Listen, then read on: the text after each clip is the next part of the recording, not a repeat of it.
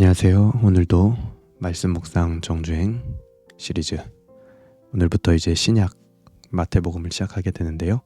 오늘도 함께하는 모든 분들에게 감사합니다. 오늘은 이제 말씀드린 것처럼 신약을 이제 드디어 시작을 하게 됩니다. 그래서 오늘은 이제 마태복음 간략하게 이제 먼저 읽고 1장을 읽고 그 다음에 제가 개관을 좀 하고 그 다음에 마태복음 이제 1장을 좀 묵상을 하려고 합니다. 근데 이 복음서가요, 한 장 한 장 하는 게 이게 쉽지가 않아요. 이제 너무나 많은 또 해석과 또 그 안에 묵상할 수 있는 것들이 마치 진짜 보물창고처럼 너무나 많은 게 이 복음서거든요. 그래서 이 복음서를 할 때 중요한 거는 반드시 여러분 개인적으로 좀 묵상을 더 하시면 좋겠다. 그러면 오히려 제가 묵상한 것보다도 더 어떤 값진 그런 보화들을 여러분들이 아마 이 복음서에서 발견할 수 있을 것 같습니다. 그래서 오늘 시간이 좀 걸릴 수도 있으니까요, 빨리 마태복음 1장을 읽어보도록 하겠습니다. 마태복음 1장 1절부터입니다. 마태복음 제1장. 아브라함과 다윗의 자손 예수 그리스도의 계보라. 아브라함이 이삭을 낳고 이삭은 야곱을 낳고 야곱은 유다와 그의 형제들을 낳고 유다는 다말에게서 베레스와 세라를 낳고 베레스는 헤스론을 낳고 헤스론은 람을 낳고 람은 아미나답을 낳고 아미나답은 나손을 낳고 나손은 살몬을 낳고 살몬은 라합에게서 보아스를 낳고 보아스는 루색에서 오벳을 낳고 오벳은 이새를 낳고 이새는 다윗 왕을 낳으니라. 다윗은 우리아의 아내에게서 솔로몬을 낳고 솔로몬은 르호보암을 낳고 르호보암은 아비야를 낳고 아비야는 아사를 낳고 아사는 여호사밧을 낳고 여호사밧은 요람을 낳고 요람은 우시아를 낳고 우시아는 요담을 낳고 요담은 아하스를 낳고 아하스는 히스기야를 낳고 히스기야는 므낫세를 낳고 므낫세는 아몬을 낳고 아몬은 요시아를 낳고 바벨론으로 사로잡혀갈 때 요시아는 여고냐와 그의 형제들을 낳으니라. 바벨론으로 사로잡혀간 후에 여고냐는 스알드엘을 낳고 스알드엘은 스룹바벨을 낳고 스룹바벨은 아비웃을 낳고 아비웃은 엘리야김을 낳고 엘리야김은 아소를 낳고 아소르는 사독을 낳고 사독은 아킴을 낳고 아킴은 엘리웃을 낳고 엘리웃은 엘르아사를 낳고 엘르아살은 mat단을 낳고 mat단은 야곱을 낳고 야곱은 마리아의 남편 요셉을 낳았으니 마리아에게서 그리스도라 칭하는 예수가 나시니라. 그런즉 모든 대수가 아브라함부터 다윗까지 14대요 다윗부터 바벨론으로 사로잡혀갈 때까지 14대요 바벨론으로 사로잡혀간 후부터 그리스도까지 14대더라. 예수 그리스도의 나심은 이러하니라. 그의 어머니 마리아가 요셉과 약혼하고 동거하기 전에 성령으로 잉태된 것이 나타났더니 그의 남편 요셉은 의로운 사람이라 그를 드러내지 아니하고 가만히 끊고자 하여 이 일을 생각할 때에 주의 사자가 현몽하여 이르되 다윗의 자손 요셉아, 내 아내 마리아 데려오기를 무서워하지 말라. 그에게 잉태된 자는 성령으로 된 것이라. 아들을 낳으리니 이름을 예수라 하라.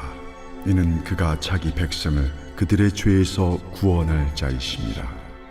이 모든 일이 된 것은 주께서 선지자로 하신 말씀을 이루려 하심이니 이르시되 보라, 처녀가 잉태하여 아들을 낳을 것이요 그의 이름은 임마누엘이라 하리라. 이를 번역한즉 하나님이 우리와 함께 계시다 함이라.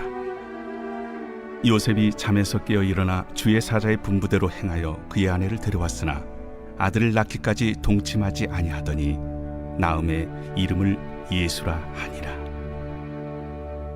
아멘. 네, 우리 마태복음 1장을 한번 이제 읽어. 제2장. 잠시만. 네, 됐습니다. 네, 마태복음 1장을 한번 읽어봤습니다. 그래서 빠르게 마태복음을 좀 개관을 먼저 해야 될 것 같은데요.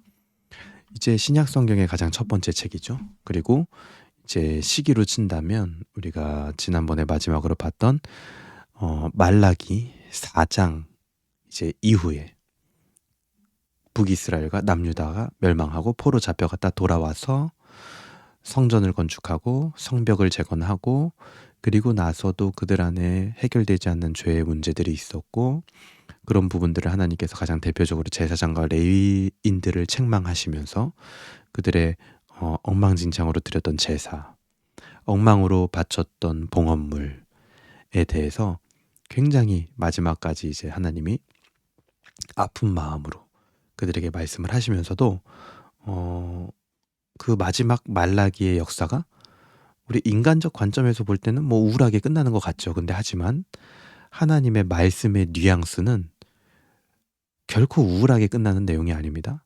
왜요? 마지막 소망, 메시아. 그가 와서 너희들을 회복시킬 거다. 그게 하나님의 계획 안에 있거든요. 그래서 그 계획을 하나님이 말씀해 주시고 그 뒤에 이제 한 400여 년 정도 이제 신구약 중간기를 거친 다음 이제 어떻게 보면 마태복음이 시작된다라고 보는 겁니다. 그 뒤에 이제 예수님께서 오시면서 그 예언된 메시아가 오면서 그래서 마태복음은 우리가 복음서가 4개가 있죠. 총 마태복음, 마가복음, 누가복음, 요한복음. 근데 그 4권 중에 마태복음은 그 대상, 이게 복음서가 4권인 이유는 각자 다 그 예수님을 소개하는 그 대상이 달라요. 그래서 4개의 복음서로 기록이 돼 있습니다. 그러면서도 똑같이 이제 예수님이 어떤 분인지에 대해서 설명을 하고 있는데 그 중에서도 이제 마태복음은 유대인 그리스도 신자들을 위해서 유대 그리스도인들을 위해서 쓰여진 것으로 봅니다. 왜냐하면 마태복음에만 나오는 이 독특한 이야기들이 뭐 예를 들어서 성전세라든지 또 유대인들의 맹세 형식이라든지 또 구약과의 연관성, 구약의 말씀이 예수님을 통해서 어떻게 성취됐는지 그리고 예수님은 율법에 대해서 어떻게 생각을 하시는지 이런 내용들에 관심을 갖는 게 유대 그리스도 신자들이 관심을 갖거든요. 그래서 그런 내용들이 마태복음에 좀 독특하게 기록이 돼 있어요. 그래서 그런 것들을 볼 때 이 마태복음의 수신자는 유대 그리스도인이다. 그것을 거의 확실하게 봅니다. 저자는 우리가 다 알다시피 이제 12제자 중 한 사람이었던 사도 마태가 이제 저자가 되고요. 좀 몇 가지 특징을 말씀을 드리면 이 마태는요. 이 유대 그리스도인들, 그러니까 아직까지 이 유대교의 영향을 강력하게 받고 있는 그 그리스도인들에게 이 복음을 전하면서 유대교와 굉장히 격렬한 논쟁을 벌입니다. 이 복음서를 통해서. 근데 중요한 거는 마태가 그렇게 격렬한 논쟁을 벌이는 이유가 뭐냐면 그들이 틀렸다든지 뭐 그들이 잘못됐다든지 그게 그러니까 비슷한 뉘앙스일 수도 있지만 그게 목적이 아니에요. 뭐냐면 유대인들을 얻기 위해서 굉장히 노력을 하는 겁니다. 그래서 그 유대 그리스도인들 아직까지 유대교의 색채가 빠지지 않은 그들에게 예수님을 부단히 소개하고 또 지금 예수님을 중심으로 모여진 이 교회를 변호를 많이 해요. 왜요? 그들을 얻기 위해서. 그래서 마태는 예수님이 그런 율법과 장로들의 유전에 대해서 가르치신 거 그런 거를 굉장히 세밀하게 기록을 하죠. 그리고 또 같은 맥락으로 구약의 성취가 바로 예수님을 통해 됐다라는 것도 강조합니다. 이런 모든 노력들이 왜 나타나는 거예요? 바로 그 유대인들을 얻기 위해서예요. 그들을 편을 가르는 게 아니고요. 그래서 이런 여러 가지 마태가 사용했던 방식들을 통해서도 예수님이 누구신지 알 수 있지만 동시에 또 당시에 예수님의 이름으로 함께 모여진 이 교회를 통해서도 예수님이 누구신지 알 수 있었기 때문에 이 마태복음에는요. 교회에 대한 예수님의 가르침이 또 한편으로는 굉장히 많이 기록이 돼 있습니다. 그래서 마태복음에 보면은 너희라고 예수님께서 이 칭하는 것들이 있는데 그게 보통 오늘날 교회를 향하여 예수님이 주신 말씀이다. 이렇게 봐도요. 무방할 정도로 교회에 대한 가르침이 굉장히 많이 기록이 돼 있습니다. 그리고 또 한 가지 특징은 마태는 이방 선교에 관심이 굉장히 많았던 것으로 보입니다. 그리고 실제로 전승에 의하면 마태가 나중에는 이방 선교에 동참을 했다라고 기록을 하고 있고요. 그리고 마태복음 맨 마지막 28장 18절에서 19절에 보면은 맨 마지막 절에 나오는 것이 바로 보통 선교 명령이라고 이야기를 하거든요. 한번 볼까요? 28장 19절에서 20절 보면은 그러므로 너희는 가서 모든 민족을 제자로 삼아 이렇게 나오죠. 선교 명령이 벌써 이 마태복음에서부터 나오고 있는 거죠. 그런 걸 어떻게 기록할 수 있었을까? 이방 선교에 관심이 많았다라는 거죠. 그래서 그런 어떤 관점들을 보여주면서 유대인 그리스도인들이 굉장히 협소한 시야만 가지고 있는 게 아니다. 그런 선입견들을 제거해 줍니다. 마태가. 그래서 예수님을 통해서 변화되어서 이 유대주의를 극복하게 하는 그런 역할을 한 게 바로 마태와 마태복음이다라고 볼 수가 있는 거죠. 그래서 개관을 또 너무 길게 하면 우리가 1장 이거 지금 할 게 많습니다. 그래서 개관은 이 정도로 마치고요. 오늘 우리가 1장을 한번 들어가 보겠습니다. 1장 1절 아브라함과 다윗의 자손 예수 그리스도의 계보라. 여기서 이제 눈에 띄는 게요. 계보라는 말이 눈에 띄어요. 왜냐면 이제 우리 같이 성경 공부를 하신 분들은 알겠지만 제가 창세기를 소개할 때 창세기는 계보의 책이다. 족보의 책이다. 그렇게 소개를 해드렸거든요. 여기서 이 계보라는 말은요. 창세기에서 자주 쓰이는 계보라는 말과 동일하게 70인역에서 번역이 됩니다. 즉 마태가 지금 이 표현, 이 계보라는 표현을 복음서에 처음에 기록하고 있다는 것은 뭐냐면 이 마태복음, 내가 쓰고 있는 이 복음서가 바로 창세기와 같은 성경이다라는 것을 보여주고 있는 거예요. 여기 굉장히 깊은 의미가 들어가 있는 거죠. 창세기하고 바로 연결이 되는 겁니다. 하나님의 말씀으로. 그리고 아브라함과 다윗의 자손 예수 뭐라고 돼 있어요? 그리스도라고 표현이 돼 있죠. 여기서 그리스도라고 표현하는 것도 동일한 의미예요. 그리스도는 히브리어로 메시아예요. 바로 구약에서 약속되었던 메시아가 바로 누구다? 예수님이다라는 것을 이야기하고 있는 거죠. 그래서 처음부터 1절 시작할 때부터 구약과 그 예언을 예수님과 이 복음서와 같이 밀접하게 연결하고 있는 겁니다. 그래서 예수님을요 아브라함과 다윗의 자손이라고 표현을 했죠.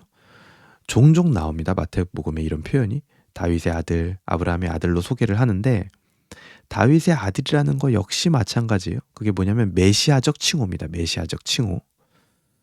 그러면 아브라함의 아들이라는 거는 어떤 표현일까요? 여러분 아브라함의 언약이 뭐였죠? 간단하게 말하면 너를 통해 땅의 모든 족속이 복을 받을 것이다 라는 게 아브라함의 언약이었죠. 그 언약이 누구를 통해서? 예수님을 통해서 완전히 성취될 거를 지금 보여주고 있는 겁니다. 그러니까 이 1절만으로도 마태복음 전체적인 윤곽이 드러나는 거예요. 지금 이스라엘 유대인의 구원과 그리고 열방의 구원인 예수님에 대해서 소개를 하면서 선교 명령까지 다 말하고 있는 거죠. 이 1절에서. 그러니까 이 복음서 묵상이요 길어질 수밖에 없는 거예요. 이제 이 뒤는요 좀 제가 단락단락별로 좀 그렇게 가도록 하겠습니다. 2절부터 여기 쭉 17절까지는 그야말로 이제 족보, 예수님의 족보가 나오죠. 그래서 이 족보에서 눈에 띄는 거는요 딱 두 번의 분기점입니다. 분기점 하나는 여기 이제 6절에서 다윗 때 한 번 분기점이 있고요. 그 다음 하나는 11절에서 이제 바벨론 포로에서 한 번. 그래서 이 두 번의 분기점을 기점으로 족보가 세 파트로 나눠져 있는 거죠. 근데 여기서 특이한 지점이 첫 번째 파트에서 2절부터 6절까지죠. 첫 번째 파트에서 여자들이 등장을 합니다. 처음부터. 근데 이 유대 족보에서 여자들이 등장한다는 것은 보통 일이 아니죠. 그리고 또 이 여자들이요, 이 여인들이요, 공통점이 있습니다. 첫 번째 무슨 공통점이냐? 이들은 모두 다 죄를 지은 여인들이에요. 다말, 라합, 룻, 밧세바 이 넷 모두 죄와 관련이 있거나 죄를 지은 여인입니다.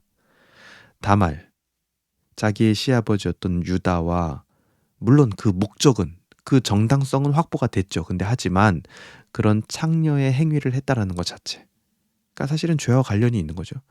라합도 하나님을 만나기 전까지는 직업이 기생이었죠. 룻도 마찬가지입니다. 그 목적은 이해를 하지만 한 남자의 발치에 자기가 마음대로 들어가는 거, 죄와 관련이 있는 거죠. 밧세바도 마찬가지입니다. 다윗에게 범함을 당한 거지만 결국에는 그것 자체가 뭐예요? 죄와 연루가 된 거죠. 즉, 이 여인들을 가장 앞세워서 예수님의 족보를 이야기한다는 것이 무슨 의미냐? 예수님은 죄로 물든 여인들의 후손으로 오셨다라는 것을 보여주는 겁니다. 그러면서 예수님이 이 죄의 계보, 인간의 계보 속으로 들어오셨다. 메시아가. 그래서 이제는 그것이 죄의 계보가 아니라 구원의 계보가 되게 하셨다라는 거예요.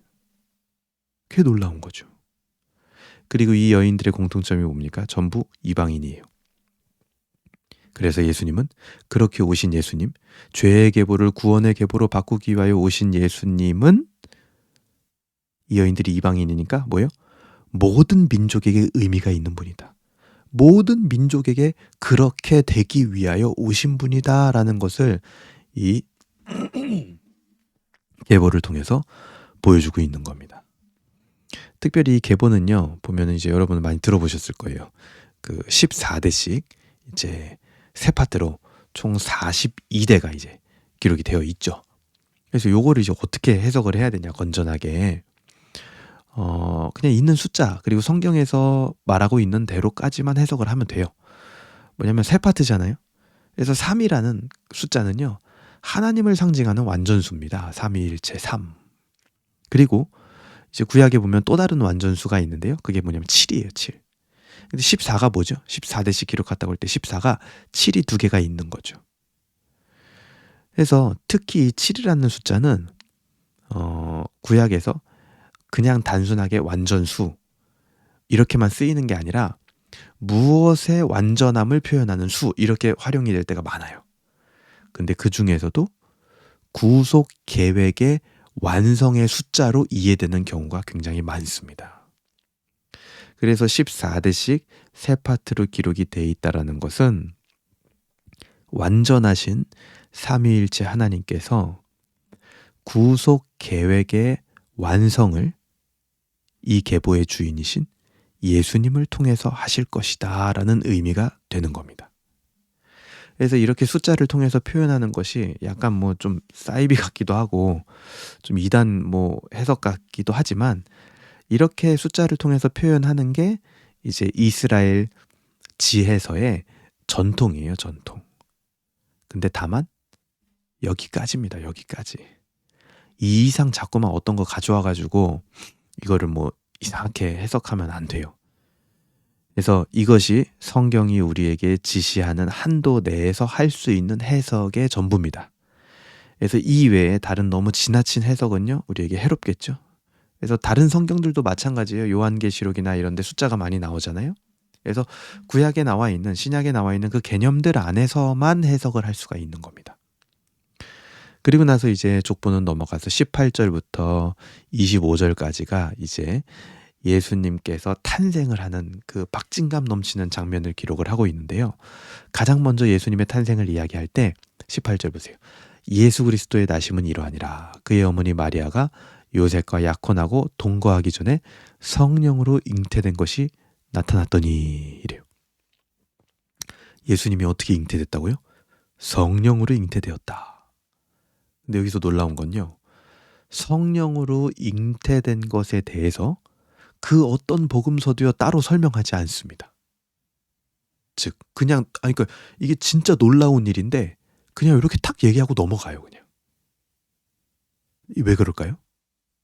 이것은 믿음의 영역이라는 거예요.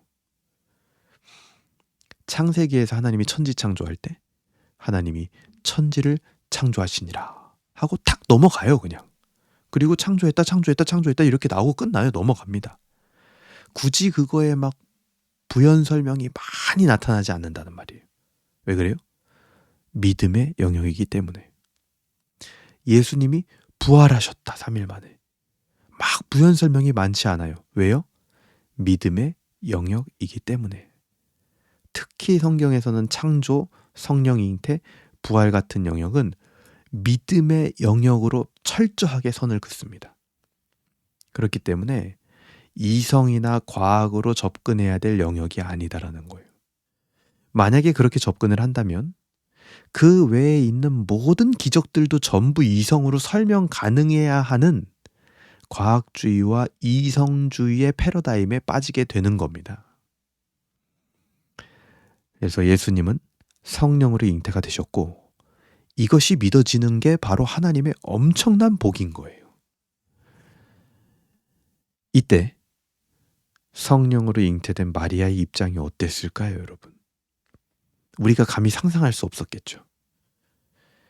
게다가 마리아는요, 제사장 가문인 레위 족속이었을 가능성이 매우 크거든요. 왜냐하면 제사장의 아내였던 엘리사벳의 친척이었거든요, 이 마리아가. 그런 제사장 가문 레위 족속의 여자가 남편과 동거하기도 전에 임신을 하다니 이거는 정말 큰일 날 일이고 율법에 의하면 사형에 처해야 되는 돌 맞아 죽거나 아니면 화형에 처해야 되는 그런 일로 율법에선 얘기를 합니다. 그러니까 여기서부터도 매우 의미가 있는 거죠. 예수님을 잉태했다라는 거는 하나님의 은혜고 놀라운 기적이 임한 거죠. 근데 그것이 이 세상에서는 고통과 수치로 다가올 때도 있다라는 것을 우리는 잊지 말아야 돼요. 하나님이 주시는 복 중에는요, 세상이 부러워하는 복만 있는 게 아닙니다. 세상이 수치스럽게 여기는 복도 우리에게 주실 수도 있는 거예요. 자, 복 받아라 하고 복을 줬는데 지금 그런 복을 이 마리아가 받은 거죠. 19절, 그의 남편 요셉은 의로운 사람이라 그를 드러내지 아니하고 가만히 끊고자 하여. 19절부터는 이 요셉에게 이야기가 집중이 되는데요. 요셉이 어떤 사람이라고 평가되고 있죠? 성경에서 의로운 사람이다 이렇게 평가됩니다. 그 이유가 뭘까? 바로 나와요. 그를 드러내지 아니하고 가만히 끊고자 하였다라는 거예요. 그가 누구예요? 마리아죠. 마리아가 약혼한 남편과 동거하기도 전에 임신했다라는 그 사실을, 그 수치를 드러내지 않고 가만히 끊고자 했기 때문에 이 사람은 의로운 사람인 거예요. 의로운 사람이었기 때문에 그렇게 행동하는 겁니다. 드러내지 않고 끊으려 했다라는 말은요, 좀 우리식으로 얘기를 하자면 이유를 밝히지 않고 조용히 이혼을 하려고 했다라는 겁니다. 신명기에 이제 이혼장을 써주면 이혼할 수 있도록 법이 있었잖아요. 어떤 면에서는 그런 행위는 뭐냐면 아내에게 배신당한 남편이 아내를 보호하려고 했다는 거랑 똑같은 거예요. 이것이 의로운 자라 평가받는 이의 모습입니다. 누군가의 수치를 드러내고 공공연히 알리는 사람. 정확한 사실인지 파악이 되지 않은 채로 사실인 것처럼 허위로 오히려 수치스럽게 상대방을 만드는 사람. 여러분 혹시 주변에 있습니까? 제가 권면드리는 바로는요, 그냥 가만히 그런 사람과는 관계를 끊는 것이 지혜롭습니다. 의가 나오지 않고 있는 거예요. 요셉과 같은. 요셉은요, 법을 뛰어넘는 행동을 한 사람입니다. 그 지점에서 우리가 배워야 할 게 굉장히 많죠. 보아스도 그랬죠. 구약에서 보면. 공동체는요, 우리 믿는 자들은요, 수치를 가려주는 사람, 수치를 가려주는 곳이 되어야 합니다. 그게 성전의 역할이죠. 그것이 바로 성경이 말하는 의로움입니다. 마리아도요, 그 요셉의 그런 행위에 더불어서 어떤 자신의 상황을 요셉에게 구차하게 막 변명하고 설명하려고 하지 않아요. 그저 하나님의 손에 맡길 뿐입니다. 그러니 이 가정에, 이 둘 사이에 하나님의 역사가 일어나는 거예요. 양쪽 다 정말 하나님의 뜻대로 행하고자 노력을 하고 있거든요. 애를 쓰고 있거든요. 그러니 거기서 하나님의 역사가 보여지지 않는 게 오히려 이상한 거죠. 우리도 가정 안에서 내가 개인적으로 하고 있는 인간관계 안에서, 우리 공동체 안에서 정말 하나님의 역사를 보고 싶다. 요셉과 같이, 마리아와 같이 할 수 있길, 그런 의가 나타나길 바랍니다. 20절, 이 일을 생각할 때 주의 사자가 현몽하여 이르되 다윗의 자손 요셉아 내 아내 마리아 데려오기를 무서워하지 말라. 그에게 잉태된 자는 성령으로 된 것이니라. 천사가 이제 곧바로 일을 하죠. 그러니까 요셉을 뭐라 그래요? 다윗의 자손 요셉아 이렇게 얘기합니다. 그렇게 부르는 것 자체가 뭐냐면 다윗 가문에 주어진 약속을 기억시키는 거예요. 지금 다윗 가문에 주어진 약속이 뭐죠? 바로 메시아가 올 것이다. 그것이 이제 성취되었다라는 것을 알려주는 겁니다. 마리아의 예수님 잉태는 실수나 죄가 아니라 성령님으로 된 것이라는 것을 알려주고 있는 거죠. 여기서도요, 별다른 설명이 없어요. 왜요? 이거는 믿음의 영역이기 때문이죠. 그리고 21절, 아들을 낳으리니 이름을 예수라 하라. 이는 그가 자기 백성을 그의 죄에서 구원할 자이심이니라 하니라. 그리고 그 아들의 이름을 예수라고 짓도록 명령을 합니다. 예수는요, 히브리어로 예슈아예요. 예슈아라고 씁니다. 그걸 고대 히브리어식으로 표현을 하면 예호슈아 이렇게 표현을 해요. 이름의 뜻이 뭐냐? 여호와가 도우신다, 여호와가 구원하신다라는 뜻이요. 무엇을 돕고 무엇으로부터 구원을 하느냐? 유대인들은요, 로마인 줄 알았어요. 로마. 자기들을 압제하는 그 로마로부터 우리를 돕고 구원하는 줄 알았습니다. 하지만 예수님은 무엇을 돕고 무엇을 구원하기 위해 오셨죠? 바로 죄의 문제로부터 돕고 우리를 구원하기 위하여 오셨습니다. 벌써 여기서부터 충돌이 발생하는 거예요. 사실 오늘 우리가 유대인들과 별 다를 바가 없습니다. 예수님을 만약에 다른 목적으로 내가 지금 믿고 있다면, 바라보고 있다면, 내 인생의 어떤 문제를 해결해 줄 메시아로, 해결사로 내가 지금 믿고 바라보고 있다면 유대인들이 가지고 있었던 잘못된 메시아관과 다를 바가 없다라는 거예요.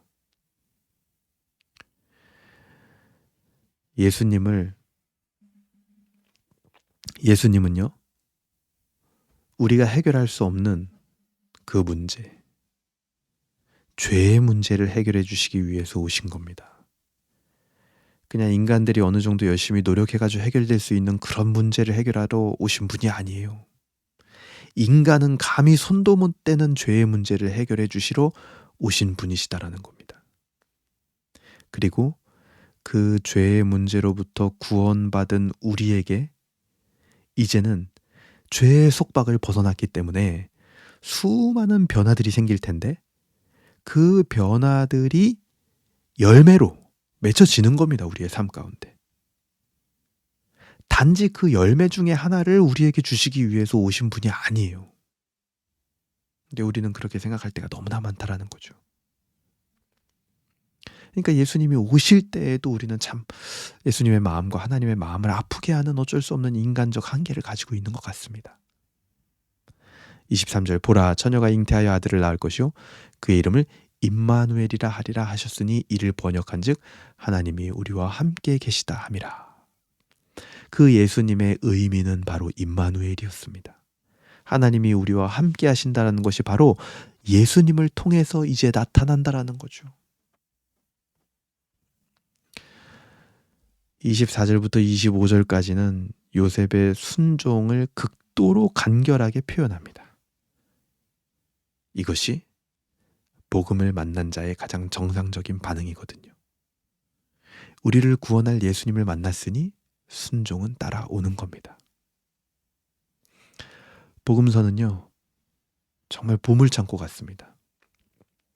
묵상할 게 너무 많아요. 그래서 제가 다른 얘기를 할 틈이 없습니다. 오늘 어떤 내용들을 좀 간략하게 우리가 1장을 정리하면서 묵상해 볼 수 있을까요? 어떤 적용점과 기도 제목을 찾을 수 있을까요? 첫 번째, 예수님은 모든 이들의 죄를 용서할 수 있는 분으로 오셨습니다. 모든 이들이 다 구원받는다라는 소리가 아닙니다. 예수님의 은혜와 사랑은 모든 이를 다 구원하고도 남는다라는 겁니다. 그 은혜와 사랑이 우리에게도 임한 것이죠. 우리도 그래서 죄의 족보가 아니라 구원의 족보에 들게 하시니 감사합니다. 기도해야겠습니다. 두 번째는 요셉과 같이 복음을 만난 의로운 자의 모습이 우리에게 과연 있었는가? 나는 수치를 드러내는 사람인가? 수치를 가려주는 사람인가? 우리 공동체는 어떠한가? 착각하는 사람들이 많아요. 수치를 드러내는 것을 개혁이라고 생각하는 사람들이 많습니다. 기독교인들 중에도. 근데 그건 개혁이 아닙니다. 용서할 수 없지만 성경대로 용서하는 것이 진짜 개혁이에요. 사랑할 수 없지만 성경대로 사랑하는 것이 진짜 개혁입니다. 그런 의미에서 요셉은요, 진정한 개혁자였어요. 우리는 무엇을 개혁해야 될까요? 세 번째, 혹시 나에게 유대인들처럼 잘못된 메시아가는 없었는지 돌아봤으면 좋겠습니다. 예수님의 구원에 의해서 나오는 열매들에 집중하고 있진 않았는가? 예수님 자체가 복음이며 구원입니다. 예수님은 열매 하나 따위를 주시러 오신 분이 아니에요.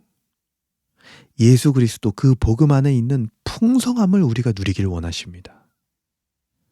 용서와 화해와 화평과 행복을 예수님 안에서 다 누리라고 오신 분이에요. 그야말로 창세기에서 우리에게 주어졌던 그 생명나무가 바로 인간이 돼서 오신 게 예수님 같아요, 저는. 그러니까 성육신, 말씀이 육신이 되어서 오신 게 예수님이다, 그렇게 얘기를 하잖아요. 그러니까 그 예수님을 가지라는 거예요, 예수님을. 예수님과 하나 되면 된다라는 거예요. 그게 우리의 유일한 기도 제목이 되었으면 좋겠어요. 다른 것보다도. 그래서 오늘 저는 이 정도로 묵상을 한번 좀 정리를 해봤습니다. 여러분들도 이 1장을 1절부터 25절까지 다시 한번 읽으면서 복음서를 들어가면서 여러분들 나름대로 한번 묵상을 좀 정리해 보실 수 있으면 좋겠습니다. 오늘 이 정도로 우리가 마치도록 하고요. 제가 기도하고 오늘 묵상을 마무리하겠습니다. 하나님 감사합니다. 오늘 마태복음 이제 1장 우리가 신약 성경으로 들어가게 됩니다. 정말 그 떨리는 이름 예수 그리스도, 우리의 유일한 소망이신 예수 그리스도, 우리가 만나고 있는 모든 한계와 모든 기도 제목들의 정답이 되시는 예수 그리스도, 드디어 우리가 마태복음에 와서 그 예수 그리스도의 이름을 다시 한번 묵상합니다. 오늘 우리를, 한없이 연약한 우리를 죄에서 건지시고 구원하여 주신 하나님의 은혜, 예수 그리스도의 그 사랑에 감사합니다. 이미 우리가 그런 용서를 받은 자이지만 우리는 다른 이의 수치를 가려주는 자로 살지 못했고 오히려 수치를 드러내고 거기에 동조하고 거기에 기뻐하고 즐거워하였으며 거기에 우리 스스로를 위로하고 있었습니다. 주님, 연약한 우리를 불쌍히 여겨주시고 그런 죄인된 우리를 구원의 족보에 들게 하시니 감사합니다.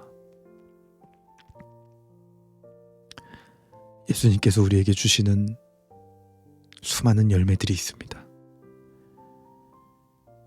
그 열매 하나 받고 기뻐하는 자들이 아니라 이젠 예수님을 온전히 소유하고 우리도 온전히 예수님의 소유가 되는 자들로 거듭나게 우리를 인도하여 주시옵소서. 우리에게 먼저 찾아와 주신 예수 그리스도, 그 이름으로 기도합니다. 아멘. 네, 감사합니다. 오늘도 우리 같이 말씀 묵상할 수 있어서 너무나 감사하고요. 앞으로 신약을 또 기대해 볼 수 있으면 좋겠습니다. 그리고 이제 신약부터는 제가 실시간 스트림이 아니라 동영상으로 업로드를 해드리려고 합니다. 그래서 동영상 코너에서 보시면 될 것 같고, 아니면 찾기 어려우신 분들은 재생 목록에서 이제 마태복음을 보시면 될 것 같습니다. 감사합니다. 오늘도 하나님께 영광 돌리고 하나님을 즐거워하는 하루 되시길 바랍니다. 감사합니다.